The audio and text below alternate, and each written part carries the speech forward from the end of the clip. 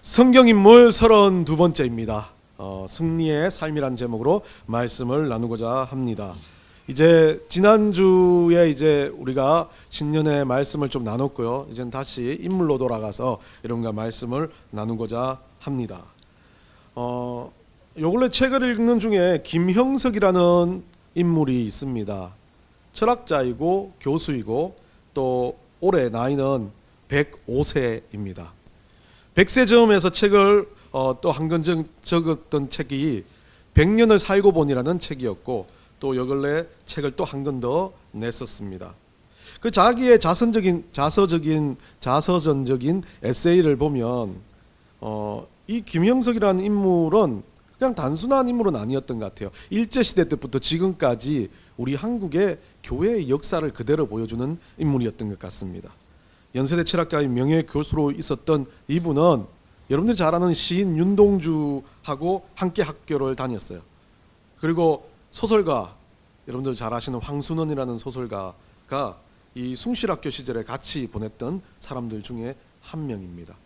그러다 보니까 지금 자기와 함께 한 세대를 살았던 사람은 모두 다 떠나가 버렸어요.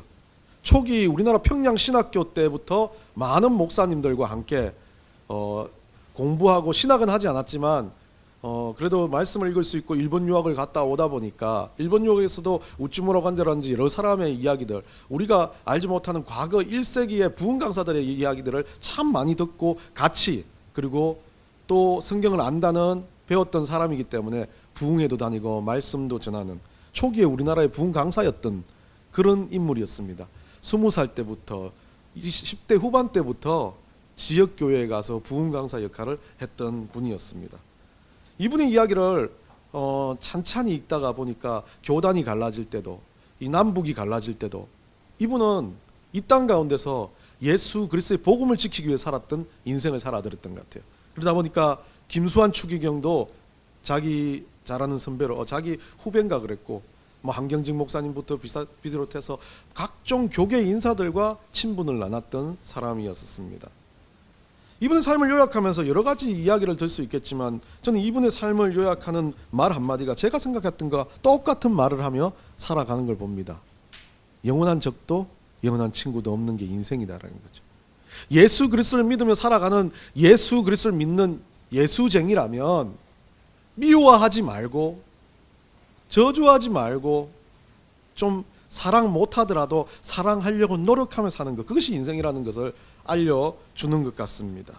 지혜로는 그 삶을 보면요, 믿음 속에서는 언제나 누군가가 자기를 배신하고 힘들게 하고 경쟁하고 살아가겠지만 결국은 그 사람을 사랑할 수 있으면 다 이겨내게 된다는 게 이 사람의 말입니다. 105년을 살면서 우리에게 하고 싶은 말이 그거예요. 인생을 살되 아웅다웅 움켜쥐듯 욕심부리듯 자기 의로 사는 인생이 아니라 예수 그리스도를 따르며 살면서 사랑 안 되더라도 사랑하려고 노력하면 된다는 거죠. 결국 모르겠습니다. 어쩔 땐 자기도 실수했고 그때 그랬으면 좋겠다는 후회도 남기는 인생들의 이야기를 보면서 가장 와닿았던 건요, 그 사람이 그 인생 속에서 누구 하나를 힘들게 하거나 어렵게 하기 위해서 살았던 인생이 아니라 누구 하나라도 사랑해 보려고 안간힘을 썼다라는 것을 알게 되었습니다. 저는 승리의 삶이라는 제목을 지었던 게 과거 모든 선지자들도 마찬가지였고, 과거의 모든 복음을 전도하는 신약의 인물들도 승리하는 인생을 살았던데, 그 승리하는 인생의 가장 핵심은 믿음이었습니다. 믿음으로 누군가를 사랑하려고 사랑 안 되는데 의지적으로 노력하는 삶, 그것이 바로 승리의 삶이었다는 거죠. 예수님을 닮는다는 것, 예수 그리스도를 믿는 그리스도인이 된다는 것, 거대한 일이 아닙니다. 자기의 것을 포기하고 누군가를 사랑하려고 의지적으로 노력할 수 있다면 그로부터 믿음은 성장할 수 있다는 겁니다. 대립과 아픔, 모든 문제 앞에서 사랑하려고 노력했던 것, 그것이 이 김형석이라는 인물의 모습이었던 것 같습니다.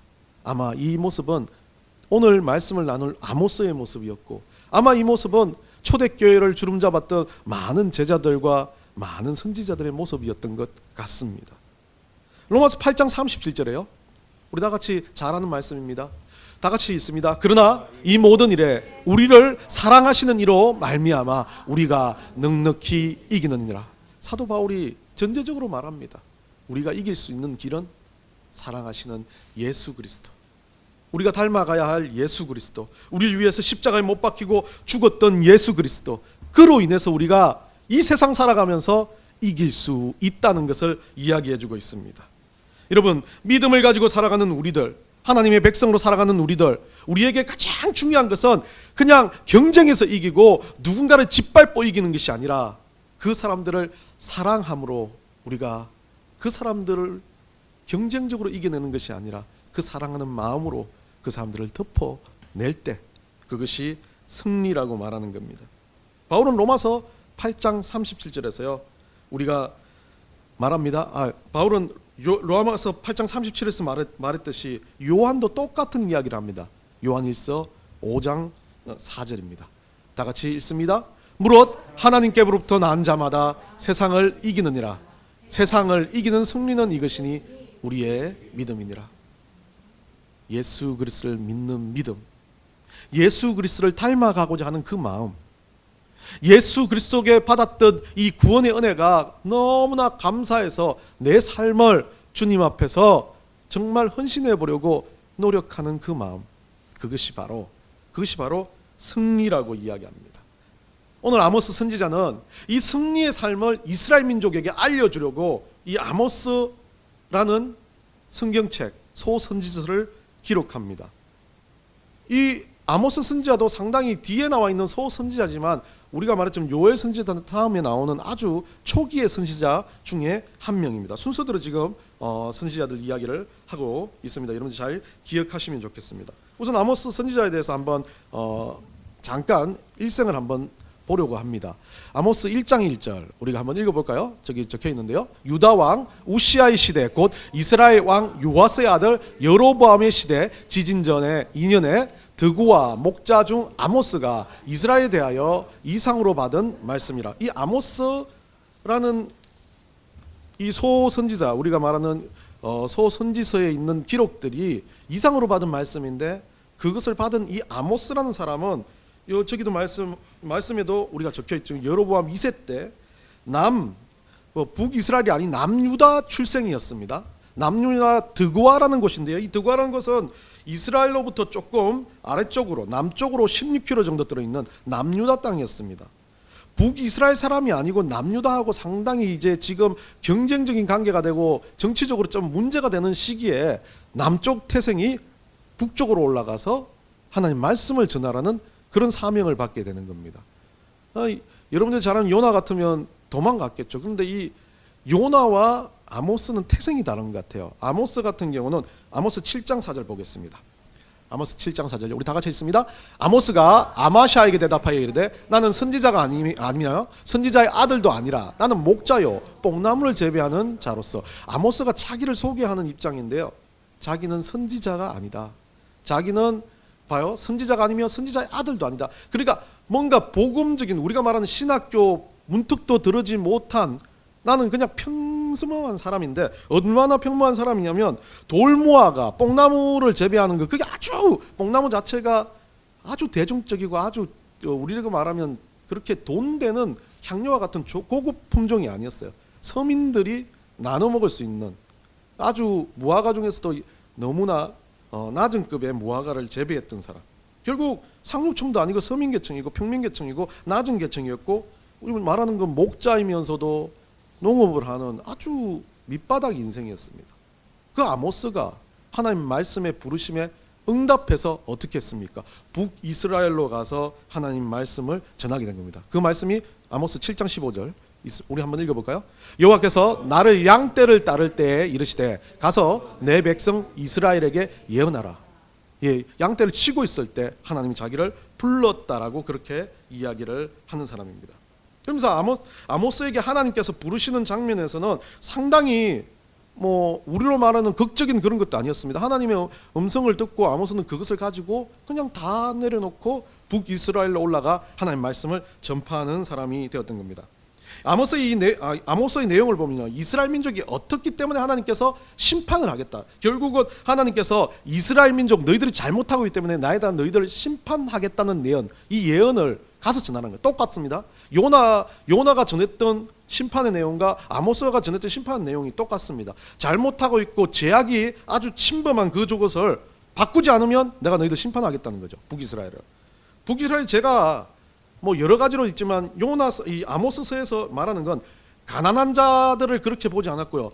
있는 자들이 가난한 자를 더 힘들게 만드는, 압제하는 그런 세상이었습니다. 그러다 보니까 뭐가 많아요? 뇌물과 불의한 재판관들이 넘쳐나는 세상이었어요. 그리고 그들 가운데 가장 큰 제약 중에 하나, 돈 때문에 사치하고 탐욕하고 부와 명예를 누리는 북이스라엘이 아주 번성할 때였습니다. 그러다 보니까 그 부 가운데 하나님은 사라져버리고 그들이 물질을 쫓아 만몬을 쫓는 우상들을 섬겼습니다. 그러다 보니까 어떻게 됩니까? 예배가 사라지기 시작했어요.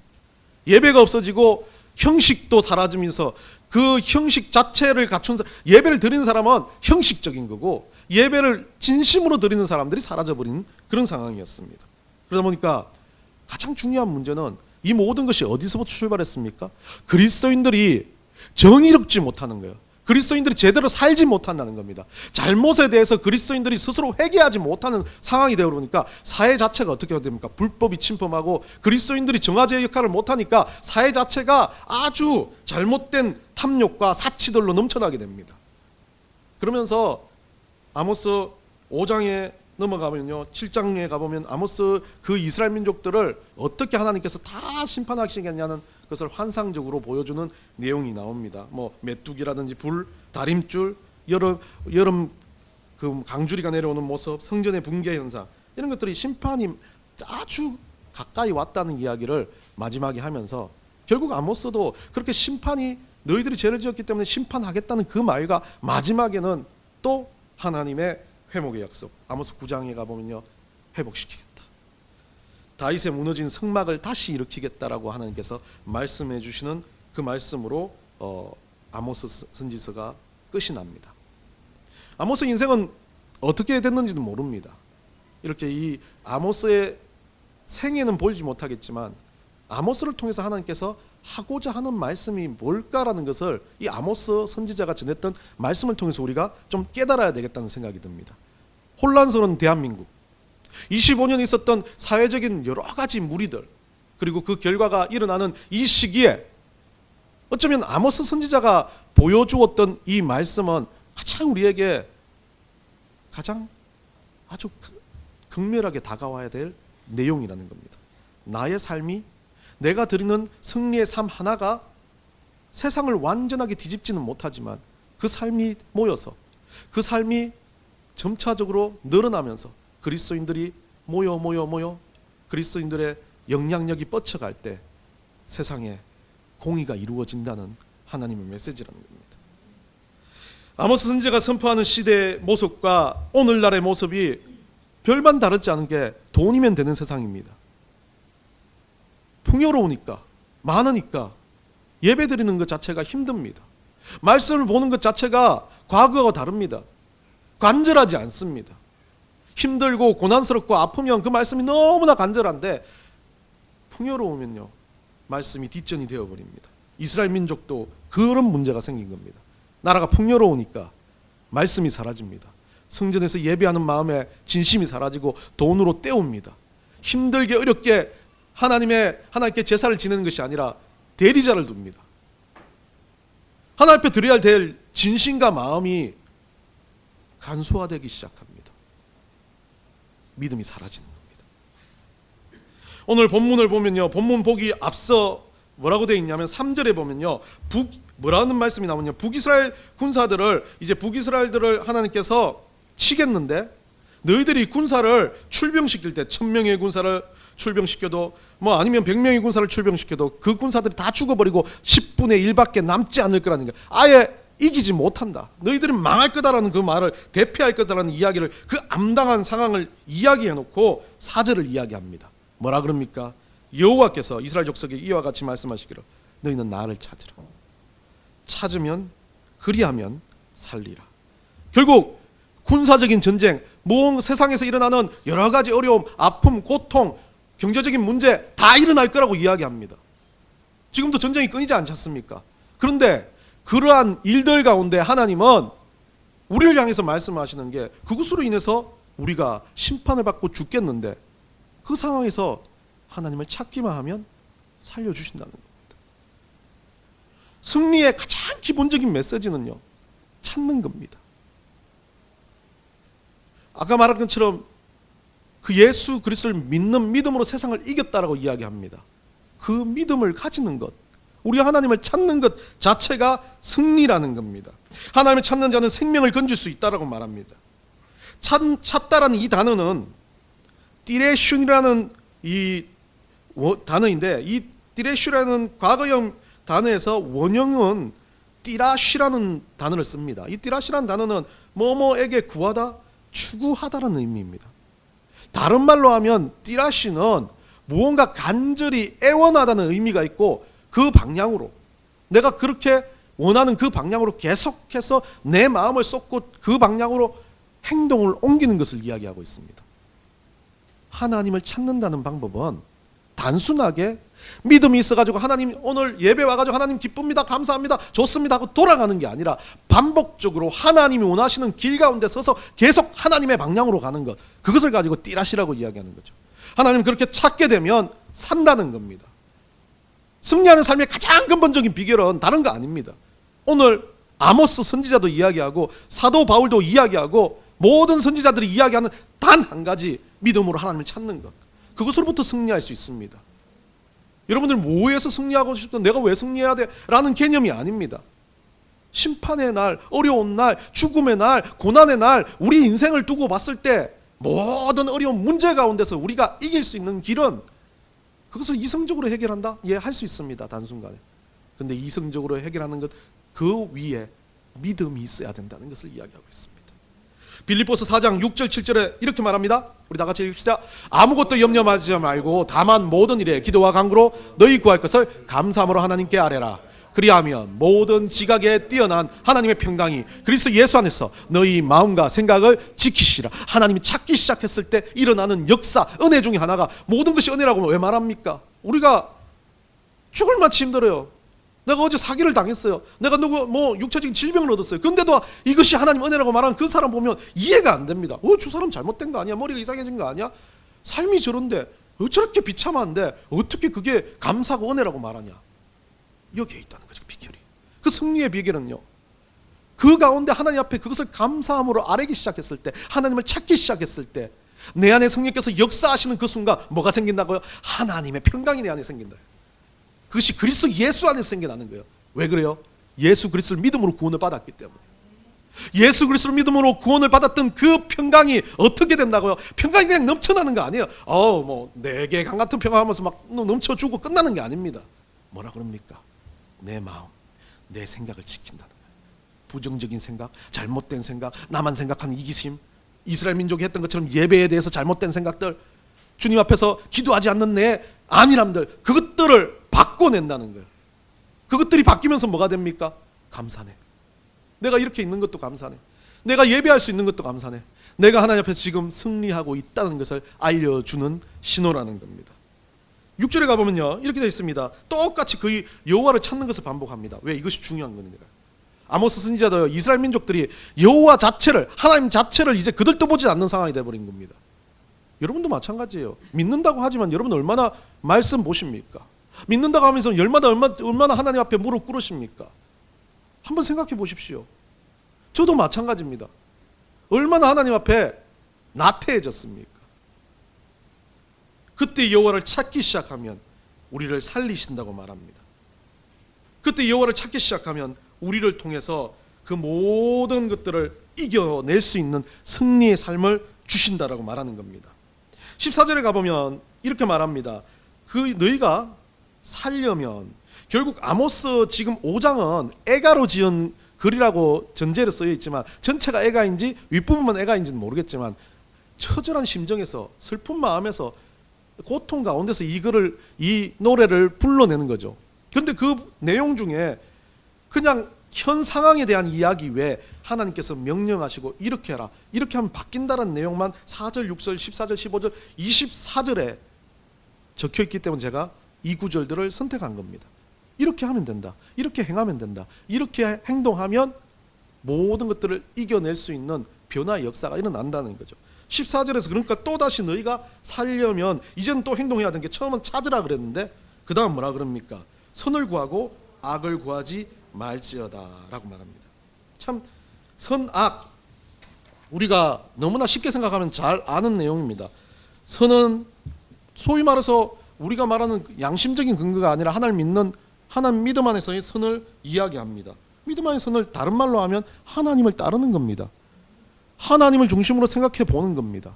그 외에 하나님께서 악이라고 규정한다 안 한다의 문제를 가지지 않고 저는 악을 바라보기 전에 선을 바라보는 것이 우선순위가 돼야 된다고 생각합니다.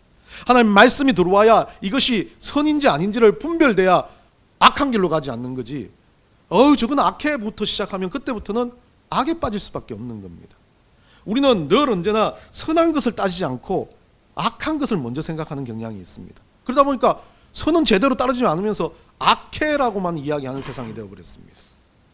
자기 스스로를 따지고 쳐서 복종시키지 않으면서 악한 것들만 눈에 보이기 때문에 그것만을 지적하는 세상이 되어버린 겁니다. 이스라엘 민족도 마찬가지였을 겁니다. 그들에게 하나님을 따르면 사라졌기 때문에 그들은 악할 수밖에 없는 겁니다. 너희가 살려면이라는 이 전제는 살기 위해서는 먼저 선을 바라볼 수 있는 눈, 하나님을 찾는 것이 먼저 우선순위다 라고 이야기합니다. 똑같이 여기에서도 구하고 라고 적혀있는 여러분 14절에서 선을 구하고 악을 구하지 말지어다 이 구하고란 단어는 똑같이 원형 따라시를 씁니다. 선을 추종해야 된다는 거죠. 하나님을 따르면 우리 삶 가운데서 호련히 악은 사라집니다. 하나님을 진심으로 따르기 시작하면 내가 악한 거로 가려고 할 때마다 내 속에서 견디지 못하는 내 안에 성령께서 견디지 못하는 탄성으로 나를 바꿔내신다는 거죠. 여러분 기도 안 하면 사는 인생은요 악하고 선함이 아니라 내가 이 길을 가지 말아야 돼가 아닙니다. 이 길을 먼저 가야 된다는 마음이 먼저 드는 거죠. 우리가 좀 잘못된 게 이거 죄짓지 말게 기도하고 하나님 나 이거 잘못했을 때 회개하는 건 당연합니다. 그런데 우리가 기도할 때 보면 나 이거 안 되게 해주세요 참 많이 있습니다. 그 전제는요 그것보다 앞서 나는 하나님을 따르게 해주세요. 내가 말씀에 더 충실하게 해주세요. 내가 감사가 더 넘치게 했어요. 내 평강이 정말 폭포수와 같이 흘러 넘치게 해주세요가 먼저 돼야 된다는 거죠. 이게 먼저 되면요 악한 것을 따르지 않게 악이 들어오고 건강에 대한 염려, 세상에 대한 염려, 물질에 대한 염려 하지 않는다는 거예요. 참 우리는 이스라엘 민족들과 똑같은 형태로 살아가고 있는 것 같아요. 그들도 우상 숭배합니다. 그 우상 숭배의 근본적인 게 뭐였습니까? 물질이었습니다. 자기 욕망이었습니다. 자기 이성이었습니다. 자기 가치였습니다. 하나님이 전제가 되어지지 않으니까 자기 생각대로 사사기에 나오는 자기 소견대로 따라 행했다는 것 똑같이 구약에서 반복적으로 나타나며 오늘날에도 나타나는 겁니다. 우리가 세상 가운데 살면서 기도하고 하나님 말씀 가운데 이것이 맞냐 안 맞냐 내가 이 길을 가는 게 하나님 따르는 길이냐 한 것은 반복적으로 발버둥하면서 싸워야 될 싸움입니다. 그 싸움을 승리하는 길은 믿음밖에 없습니다.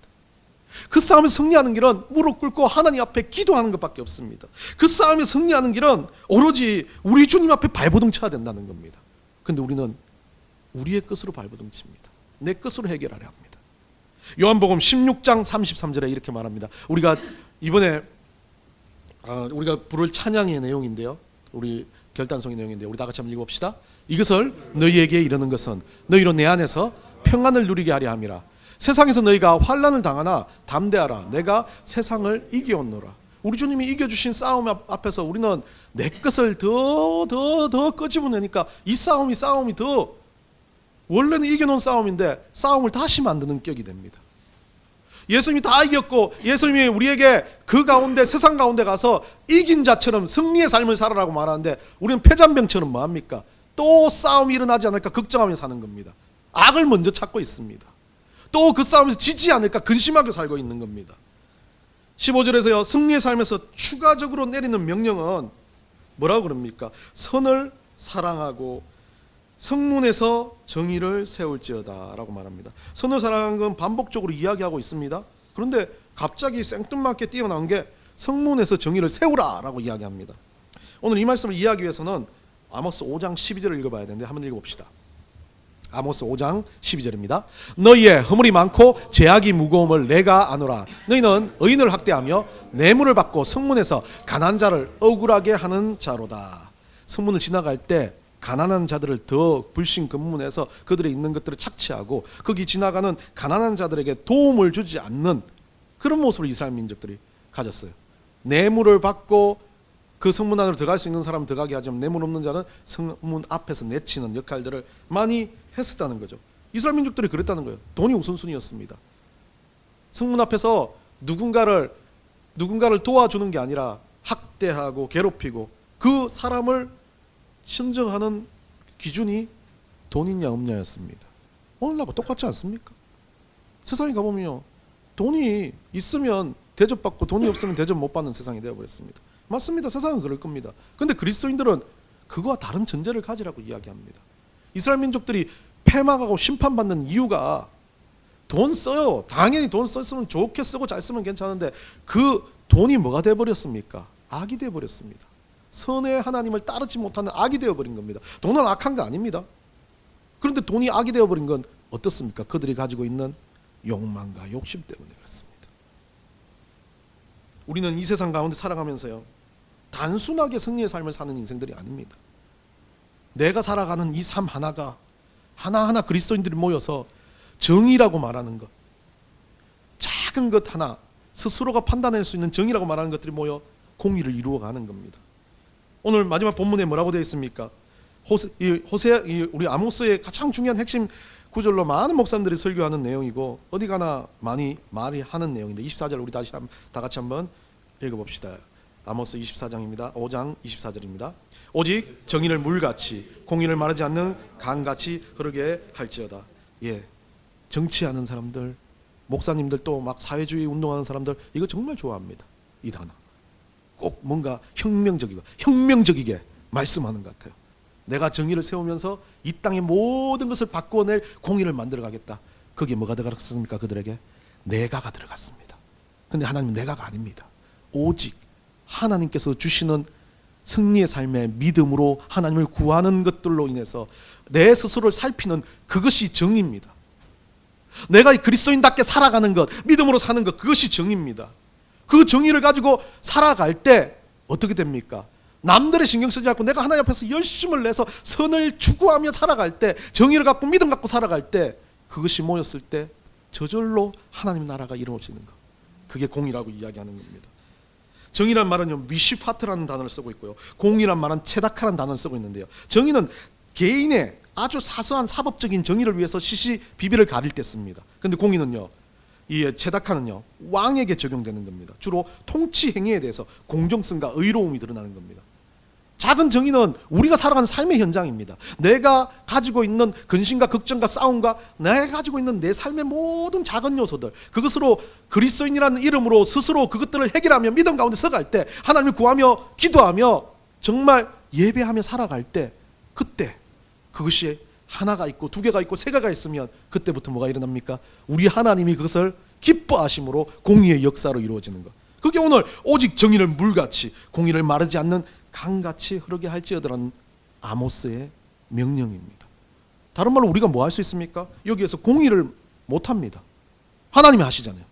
그 하나님이 그것을 하시기 위해서 우리가 어떻게 합니까? 우리의 가지고 있는 우리의 삶을 우리가 돈의 노예가 아니라 욕망의 노예가 아니라 세상의 노예가 아니라 이 땅에서 승리하는 삶, 그리스도인으로서 할 수 있는 모든 것들을 주님 앞에서 하며 살아가는 것, 선을 추구하면서요, 우리 주님 찾으면서요, 말씀 보면서요, 주님 앞에서 다 사랑하라 그러지 않아요. 내가 사랑하려고 의지적으로 노력하면서, 내가 가진 재물이 엄청나요. 예, 그거 뭐 다 팔아서 안 해도 돼요. 그런데 그것보다 중요한 건 내가 그 재물 가운데서도 누군가를 사랑하기 위해서 쓰려고 생각하는 것만 있다면 그건 다르지 않습니까? 나 때문에 하는 게 아니라 예수 그리스도 때문에, 내 안에 계신 예수 그리스도 때문에, 나 때문에 하는 것이 아니라 주님께서 나에게 명령했기 때문에. 정의는 승리하는 삶의 믿음의 출발점입니다. 그리스도인의 싸움이 시작이 되는 것입니다. 그리스도인의 정의를 기록한 것은 바울의 로마서에 잘 나와 있습니다. 이것을 저는 정의라고 생각합니다. 우리 다 같이 한번 읽어봅시다. 로마서 7장 22절에서 23절입니다. 다 같이 있습니다. 내 속으로는 하나님의 법을 즐거워하되 내 지체 속에서 한 다른 법이 내 마음의 법과 싸워 내 지체 속에 있는 죄의 법으로 나를 사로잡는 것을 보는다. 사도 바울이 말해요. 이 그렇게 은혜 있는 사도 바울도 자기 속에서 죄의 법과 잘못된 사망의 법, 세상의 법이 싸운다잖아요. 우리도 인생이 그렇습니다. 죽을 때까지 싸웁니다. 죽을 때까지 내 속에서는 싸웁니다. 이거 내가 조금만 이 상황에서 내가 조금만 더 그냥 모른 체 하고 지나가면 나는 편한데 저 사람은 힘들 거야 알고 있습니다. 그런데 그때 여러분들 어떻습니까? 그냥 지나갑니까? 아니요. 고민되지 않습니까? 갈등되지 않습니까? 저도 그런 적 참 많습니다. 누군가가 너무 힘들어서 도움이 필요한 상황인데 나도 모르게 지나가요. 근데 지나가면서 생각이 듭니다.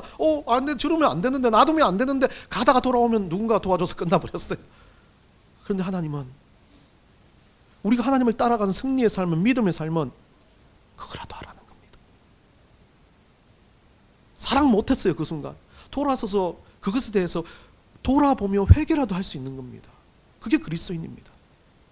저는 그렇습니다. 완벽하게 다 할 수 없습니다. 내가 가진 것으로 세상을 다 도와줄 수 있다면 내가 예수 그리스도죠. 그거 아닙니다. 우리가 할 수 있는 건 너무 제한적이지만 그 제한적인 걸 가지고 우리는 이 싸움을 살아갑니다. 우리의 사명은요, 그런 정의의 삶을 통하여 승리의 삶을 우리 스스로가 이루어갈 때 그 삶이 하나가 모이고 두 개가 모이고 우리 넥스란 공동체가 모이면 하나님이 기뻐하시는 공의로의 이끌음이 인도된다는 것을 이야기합니다. 승리의 삶은 나 혼자 이기면 끝나는 삶이 아니라 내가 이기는 것으로 인해서 결국은 우리 하나님이 쓰시고 우리 하나님이 이기신다는 것을 다시 한번 이야기해 주는 겁니다. 물론 또 내가 그 승리의 삶에서 이겼던 그 삶에서 승리했다는 그 믿음을 가지고 사는 것이 중요하겠지만 우리의 믿음이 그 승리를 따라가는 게 중요하겠지만 그래도 승리하지 못했고 실패했다라고 생각하는 그 순간에도 주님을 믿고 승리할 수 있다는 것을 안다면 그게 우리 하나님의 승리로 이끌어진다는 것을 이야기합니다. 결국 이것을 다시 말하면 우리가 승리할 수 있는 길은 주님을 찾는 건데, 하나님을 찾는 건데, 그 찾음으로 인해서 어떻게 되어진다는 거예요? 우리가 바뀐다는 겁니다. 우리가 바뀌어내는 건 뭐겠습니까? 예전에는 그 사람이 너무 미웠지만 이번에는 어때요? 아유, 그럴 수 있어. 그 다음엔요, 아유, 불쌍하다. 그보다 더는요, 그 사람한테 복음을 전하고 예수 그리스도의 사랑으로 사랑해 줄 수 있는 것. 쉽게 어린아이들을 말로 풀었으면 승리하는 삶은 주님을 찾는 것으로 시작해서 어떻게 바뀐다고요? 예수 그리스도를 닮아가는 인생으로 바뀌어지는 겁니다. 2026년 여러분들 이 아모스 선지자의 그 선포처럼 예수 그리스도를 닮아가는 인생들, 승리의 삶을 가진 인생들이 되시기를 간절히 축원합니다.